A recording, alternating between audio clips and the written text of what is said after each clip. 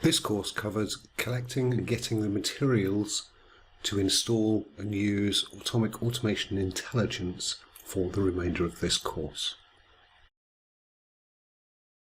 Firstly, go to the website to get software, downloads.automic.com. After you've logged in with your support criteria, you'll be presented with the screen in front of you. Click on Automic Automation Intelligence. You will be redirected to the Broadcom support portal. You want to pick what is currently the first item in this list, Automic Automation Intelligence Integration for Broadcom Automation, Distributed AutoSys Automic Multi-Platform. Once you've selected it, pick the latest release. At the time of recording, this was 6.422.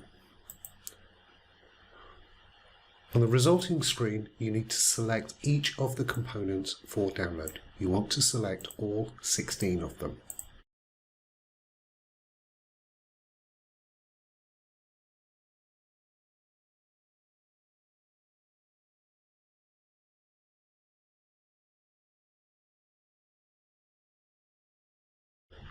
Once you've done that, click on the Download Selected button.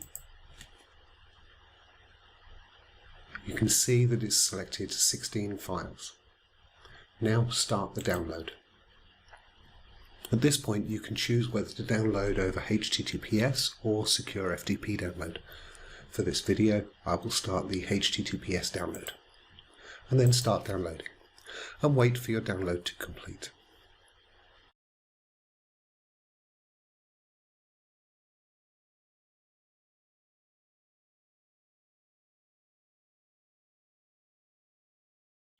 Once the download is completed, open the zip file that was provided.